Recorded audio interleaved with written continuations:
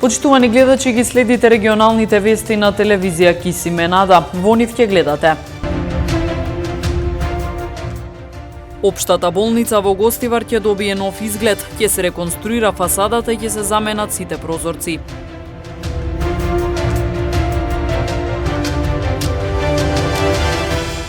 Со низа фолклорни игри и вокално-инструментални изведби беше одржано третото издание на манифестацијата Фолклорни игри под шара.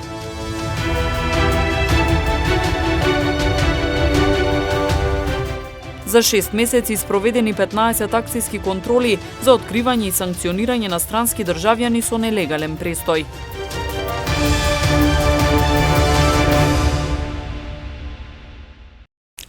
Општата болница во Гостивар ќе добие нов изглед. Целосно ќе се реконструира фасадата, а ќе се заменат и сите прозорци. Објектот на Општата болница доктор Ферид Мурад во Гостивар комплетно ќе го промени изгледот. Со проект вреден 480.000 евра, целосно ќе биде реконструирана фасадата, ќе се изврши замена на старите прозорци со нови, како и реновирање на дел од покривот. Ова представува значаен чекор кон обезбедување на енергетска ефикасност на зградата. Болницата ги доби финансиските средства преку пакетот за поддршка на инфраструктурни проекти од програмата ТАФ. Што опфаќа, значи, промена на сите прозори, фасада и дел од покривот, затоа што сепак треба тој покрив да биде добро саниран за да не го наруши и да го оштети фасадата. Така што со ова се добива и двоен ефект, освен на изгледот на болницата кој ќе добие, значи пред малку би кажав дека надворешна интервенција на болницата не се сеќавам дека некогаш имало, ма ете, ова година тоа ќе го има и добиваме и другиот дел, значи као енергетска ефикасност, заштита на топлинската енергија и заштеда на трошковите кои се трошат околу користењето на мазутот и така натаму. Во следниот период ќе се спроведуваат административните процедури, пошто ќе се стартува со работите. Првичните проценки и најави се дека тоа ќе се случи до крајот на годинава. Во меѓувреме привршуваат тендерските постапки за реновирање на интерното и гинеколошкото одделение. Овој зафат има финансиска рамка од над 200.000 евра и би требало да се реализира во период од 4 месеци. Имаме планирано со проектот за создавање на добри услови во едниот дел од интерното одделение, тоест кардиолошкиот дел, каде што има интензивно коронарно одделение, каде што се третираат најтешко болните. И дел или огромен дел, значи, од гинеколошкото одделение, каде се подобрат условите на смештајот на самите пациентки, во смисол на подобрување на условите, престојот и чувството дека нели стварно лежат во современи услови во една болница на денешницата. По стивнувањето на состојбата со коронавирусот во Гостивар, Општата болница се врати во нормален тек на работа. Претходно темелно беа исчистени и дезинфицирани одделенијата, кои во екот на пандемијата беа пренаменети во ковид центри. Ревакцината со AstraZeneca ќе се прима на 6 наместо на 12 недели од аплицирањето на првата доза, како што беше досега. За вакцинацијата на децата пак родителите може да закажат термин преку страницата Вакцинација МК до четврток, пошто ќе почне вакцинирањето на децата со вакцината Pfizer, истакна Филипче. Во однос на вакцинација на децата ќе треба да се закажуваат термини и тоа ќе биде веќе на сајтот Вакцинација МК, почнувајќи од денеска до четврток и после тоа ќе се поделат термините за вакцинирање на децата, поради тоа што вакцината на Pfizer еднаш кога ќе се отвори, мора да се вакцинираат 6 лица, поради тоа што во вијалата има 6 дози, ако се јави едно или две деца, имаме голем ризик да одреден број вијали се фрлат. А тоа не сакаме да се случи, што значи дека родителите ќе може или старателите да ги регистрираат децата и понатаму од петок ќе започне практично и апликацијата на вакцините. Уште една битна информација што сакам да ја споделам, дека утро разговаравме со членови на Комитетот за имунизација. Рокот за ревакцина со вакцината на AstraZeneca од 12 недели ќе се скрати на 6 недели. И така ќе биде сега со сите граѓани кои што ќе треба да се ревакцинираат со оваа вакцина. Нема промена во препораката да ја примаат само постарите лица над 60 години. Во упатството има една флексибилност. Ние бевме, а тоа е од 4 до 12 недели. Ние бевме многу внимателни, чекајќи ги буквално сите публикации и искуства на другите земји во однос на тие првично регистрирани несакани ефекти. Како времето одминува, како гледаме дека тој ризик е навистина минимален, еве се одлучуваме да ревакцината не биде минимумот 4 недели како што е во упатството, но биде 6 недели. Општина Тетово беше една од општините на кои им беа доделени договори за реализација на инфраструктурни проекти со средства обезбедени од ТАФ, концесионерот на аеродромите во земјава. Со потпишаниот договор ќе се обезбеди уредување на речното корито на реката Пена, истакна Рифи. Тетово ќе добие комплетно уредено корито, дел што сме го работеле порано со наш проект и исто така уредување на кејот. Додека претходно, на претходното потпишување на договорите, исто така потпишавме договор за завршување и довршување на работите на булевардот Благоја Тоска, што е вториот булевард кој ќе го завршиме после завршувањето на булевардот Видеосмилски Бато, еден од важните булеварди во Тетово. Пратеничката Фаница Николовска од Социјалдемократскиот сојуз одржа пресконференција на која истакна дека се започнува со реконструкција на улицата Гоце Делчев во Тетово, улица која е, како што рече таа, најгорлив инфраструктурен проблем во градот. Деценискиот горлив инфраструктурен проблем во Тетово доби свое решение.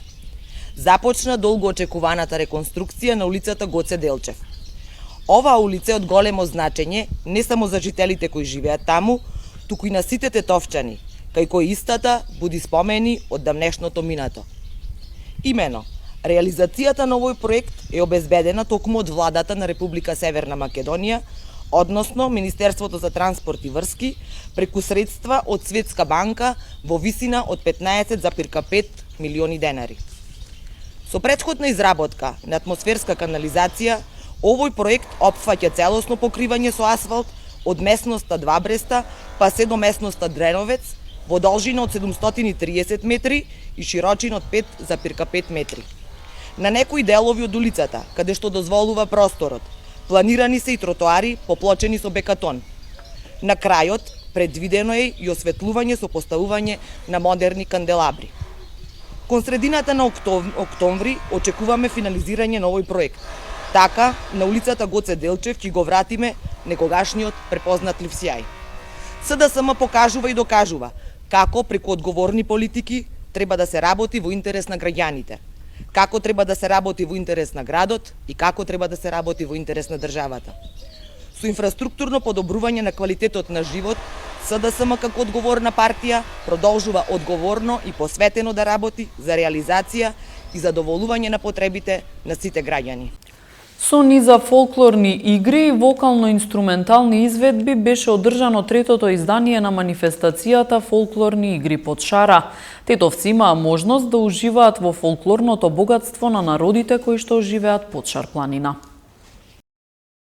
Изминатиот викенд во Центарот за култура Илјо Антески смок во Тетово по трет пат беше одржана манифестацијата Фолклорни игри под шара. Тетовци имаа можност да уживаат во фолклорните игри на народите кои што живеат под Шар планина. Свое учество на манифестацијата имаа културно-уметничкото друштво Бранко Чајка од Тетово и културно-уметничкото друштво Брвеница од Брвеница, кои ја представија народната игра на македонците и србите. Програмата беше збогатена и со вокално-инструментални изведби.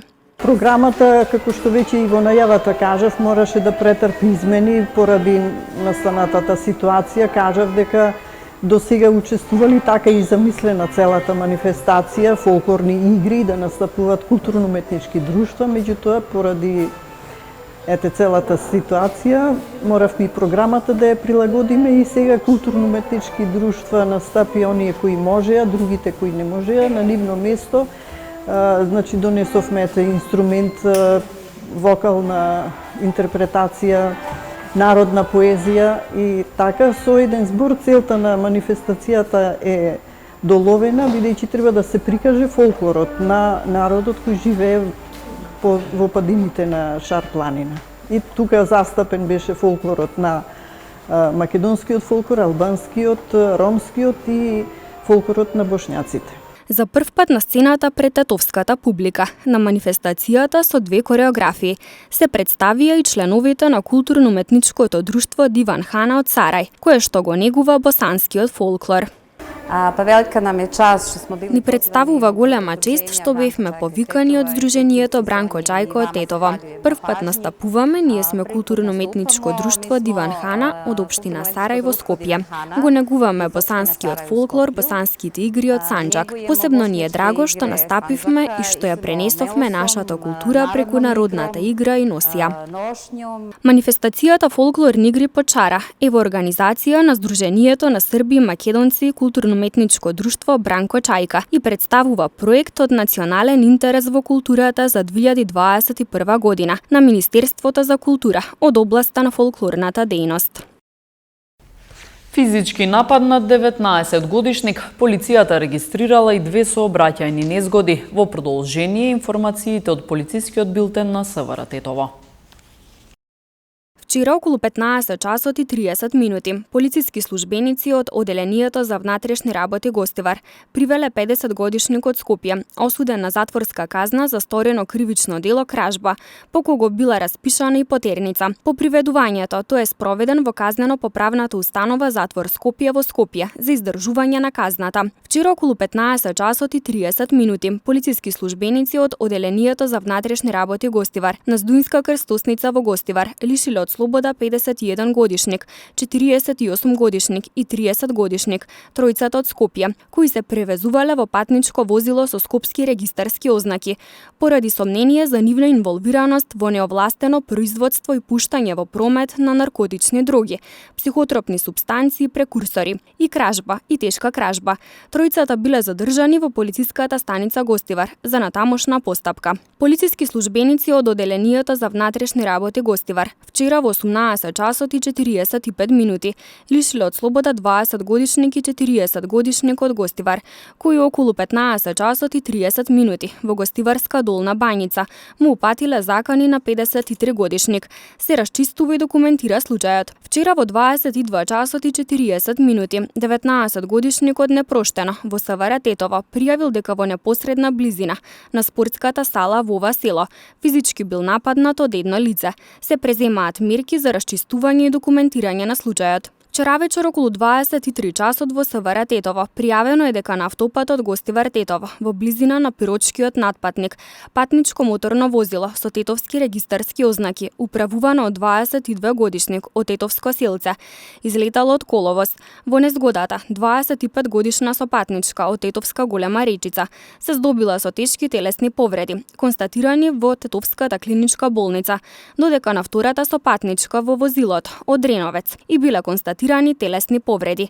На местото на незгодата увид извршила екипа од секторот за внатрешни работи Тетово. Вчера во 13 часот и 30 минути на магистралниот пат Гостивар Кичево во близина на отворените сепарации 65 годишен велосипедист од Гостиварско Врапчиште бил удрен од возило кое го напуштило местото на незгодата и се здобил со тешки повреди од кои починал.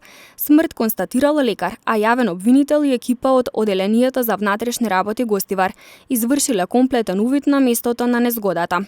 Вчера вечер од 20 до 24 часот на подрачјето на секторот за внатрешни работи Тетово спроведена е акциска контрола на мотоциклисти, во која вкупно биле откриени и санкционирани 12 прекршоци, 7 во Тетово и 5 во Гостивар. Најмногу од прекршоците се однесувале на некористење на заштитен шлем, односно кацига. При контролата исто така биле санкционирани и 11 други видови прекршоци.